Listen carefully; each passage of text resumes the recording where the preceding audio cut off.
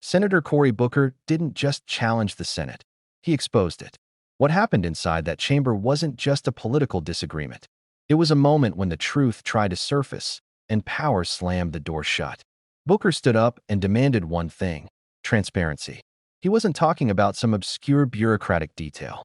He was talking about the Epstein files, a collection of documents that could reveal how deep one of the most disturbing abuse networks in modern history really went.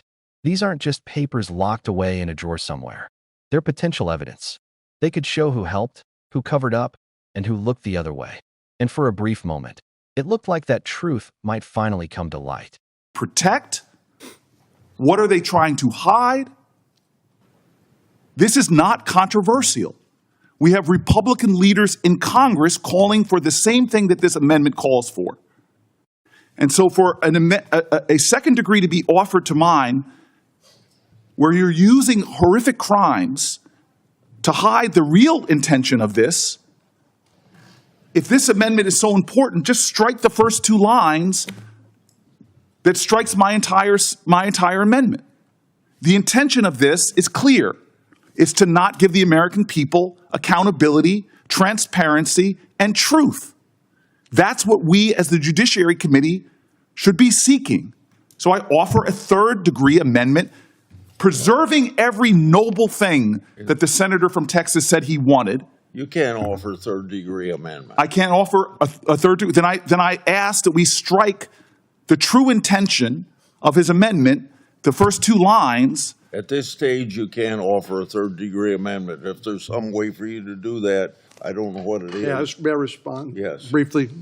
Then we'll have a roll call vote, because I know you folks want to get votes on your amendment. I asked you to withdraw them, and you aren't withdrawing them. So well, I just want to ask a question, Mr. Chairman.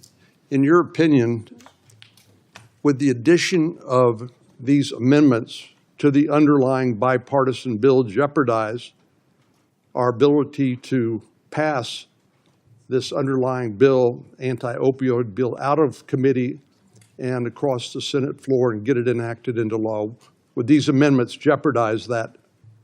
I see them jeopardized in ways even beyond what you said. So, because if we pass the legislation with this stuff on, it wouldn't go into effect anyway. Who knows how far down the road? When the president signs a bill, I want it to be effective. That's what I thought, and I appreciate your answering the question. I think the debate that Senator Booker and I have is not something that's going to be resolved today.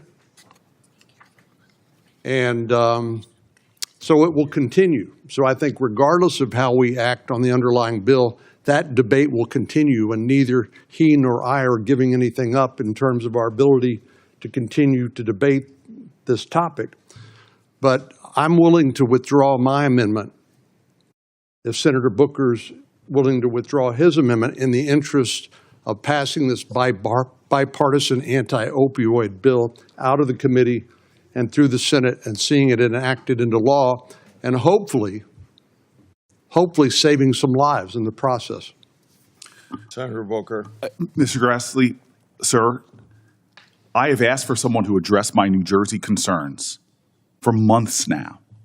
There was an incident in which you got a special carve-out for your state when they froze funds, but I have got no justice for New Jersey.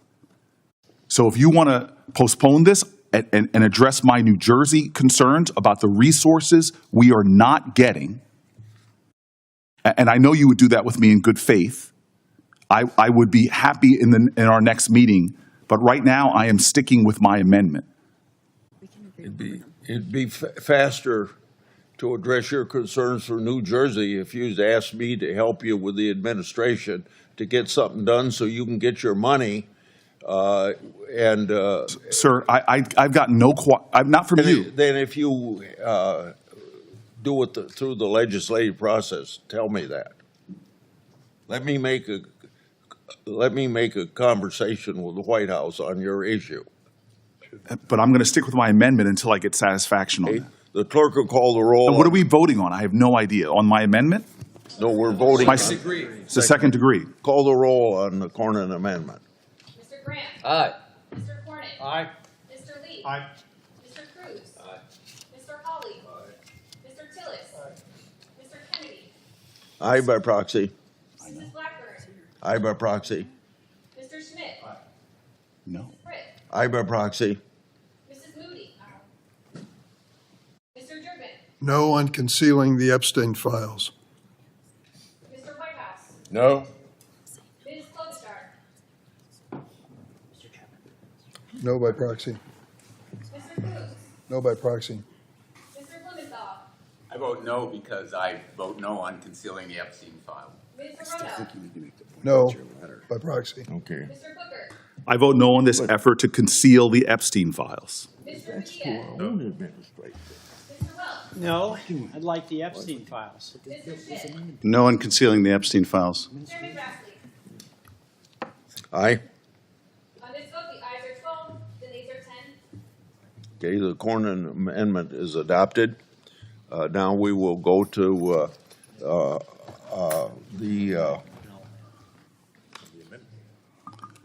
the clerk will call the roll. Mr. Chairman, point of order. So his second degree, which had nothing to do with immigration, which was to conceal the Epstein file, Senator Cornyn's effort to conceal the Epstein files right here on 1 and 2 has now violated my amendment. There is no amendment anymore. It passed. That's right. And Cornyn is saying, yes, I did something to stop the American public from seeing the Epstein files. It renders my amendment moot. That was the intention of Senator Cornyn's amendment that he just passed, which was to conceal Chairman, I the. have to respond. Nothing we are voting on today is going to change any of the debate about the Epstein files.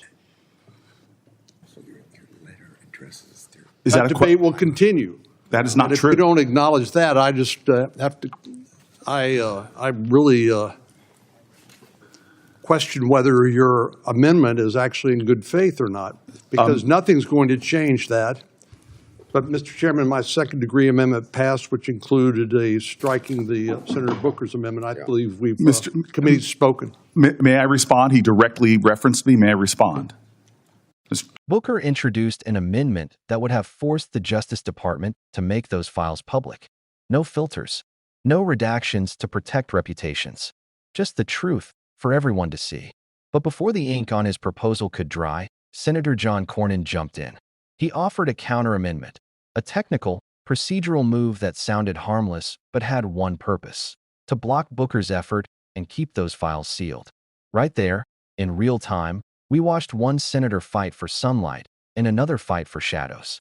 And then came the moment that said it all.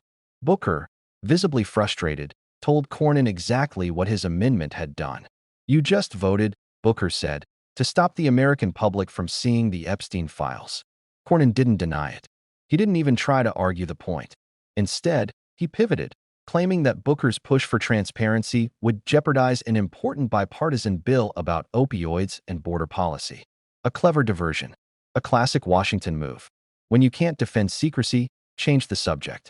He insisted that the Senate needed to focus on saving lives, and that Booker's amendment was a distraction from that goal. But think about what he was really saying. Exposing the truth about Epstein's network could somehow endanger legislation to fight addiction. How? He never explained. Because he didn't need to. The words bipartisan and saving lives are the political equivalent of a fire alarm. Everyone stops, nods, and steps back. But Booker didn't back down. He reminded the room what was actually happening. "We had the power today," he said, "to make the truth known to the American public. And that's exactly what makes this moment so revealing. Because it showed us, in broad daylight, how the Senate operates when power feels threatened. Delay, deflect, distract. Every time the Epstein files are mentioned, the same excuses appear. It's not the right time. It's too complex. It's still under review." Yet years have passed, and nothing changes. Booker's demand for disclosure wasn't about partisanship. It was about accountability. But Cornyn reframed it into a procedural inconvenience. And within minutes, the chamber shifted its focus back to business as usual. Then Senator Lindsey Graham chimed in, offering a tone of calm reason. He told Booker, "I'll help you.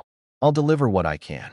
Booker, ever the pragmatist, accepted the gesture and withdrew his amendment. To most viewers, that might have seemed like a moment of compromise. In reality, it was a quiet burial. Because when power is threatened by truth, bipartisanship becomes its shield. What makes this exchange so haunting isn't the argument, it's what it represents. It's proof that transparency in Washington isn't a principle, it's a performance. Everyone claims to support it until it actually means something. Booker didn't name names from the Epstein files. He didn't accuse anyone in the Senate of being involved. He simply said, let the public see the evidence. That's all. And somehow, that simple request was treated as a political risk too great to take. If you listen closely to Cornyn's response, you can hear the machinery of protection at work. He called Booker's amendment a distraction. He said it could derail progress. He even suggested that the debate over Epstein was off topic. But here's the uncomfortable truth. The Epstein files are only off topic if you have something to lose from their release. The moment Booker introduced his amendment, the chamber's mood changed. The energy shifted from polite cooperation to quiet panic. Senators started talking about process, not principle. About timing, not truth. About keeping things orderly. Because the one thing Washington fears most isn't scandal, it's exposure. The Epstein case has always been about more than one man. It's about a system that protects predators when those predators are rich, powerful, and connected. Booker's amendment threatened that system, not because it would have exposed senators themselves, but because it would have shown how deep the rot goes inside the institutions they serve. When Cornyn framed his counter-amendment as a way to save lives, he was appealing to a moral high ground that no one could argue against. Who wants to be the senator standing in the way of fighting an opioid crisis? It was a rhetorical shield, and it worked. Booker's amendment failed. The motion passed to keep the files sealed. And once again, justice was postponed in the name of politics. But Booker's words lingered. We had the power today. He didn't say they lacked authority. He didn't say the law prevented it.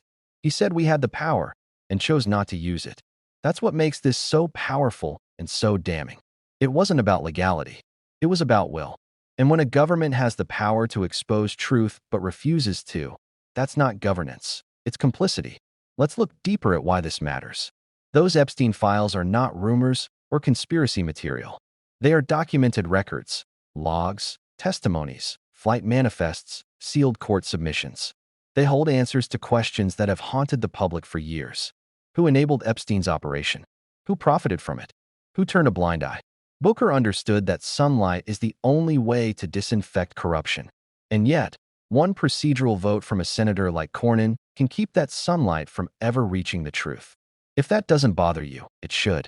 Because it shows how fragile transparency really is, how easily it's crushed by the weight of political convenience. This wasn't a partisan issue. It wasn't Democrats versus Republicans. It was the powerful versus accountability. And when 51 senators voted to keep those files sealed, they didn't just vote to protect secrets. They voted to protect the structure that keeps secrets safe. The whole episode revealed something even more important: how bipartisan consensus can serve as bipartisan cover-up. Every time the topic of Epstein surfaces, Washington unites, not to expose, but to contain. Republicans deflect. Democrats compromise. And the result is the same: nothing changes. The Epstein files are the ultimate test of whether the system can police itself. So far, it's failed. Booker's confrontation with Cornyn should have been a turning point. Instead, it became another footnote in a long history of procedural escapes. And that's exactly what Washington counts on: short memory and long distractions. They know that outrage fades. They know that if they delay long enough, new crises will fill the headlines. That's how power buries truth, not with denial, but with time. Booker's decision to withdraw his amendment wasn't weakness. It was survival. He knew the votes weren't there. He knew the chamber was closing in around him. But his words were recorded, and they matter, because they pulled the mask off the process. They showed how a government built on accountability can twist itself into protecting secrecy. Here's the bigger question Booker's fight raises. If even senators can't break through the wall of silence, who can? Every layer of the system, DOJ, Congress, the courts, has had opportunities to open the Epstein files. Each time, the result is the same: redactions, delays, and denials. And that's not incompetence. That's design. Because transparency is dangerous in a system that feeds on secrecy. Once you expose one cover-up, others follow. Once you show one name, others appear. It's a domino effect that threatens people far beyond the original case. That's why Cornyn's reaction was so telling. He didn't attack Booker personally. He didn't say the files shouldn't be released. He just said not now. And not now in Washington always means never. Senator Booker's moment was short, but its implications stretch far. Because what he tried to do, what 51 of his colleagues refused, wasn't just about Epstein. It was about whether the people running this country still believe the truth belongs to the public. And based on that vote, the answer is clear. Booker's amendment failed, but his words exposed a pattern. When transparency threatens the powerful, the system closes ranks. It doesn't matter which party you belong to or what bill you attach it to. Power always finds a way to protect itself. Even Graham's attempt to smooth things over, his offer to help, wasn't really help. It was management.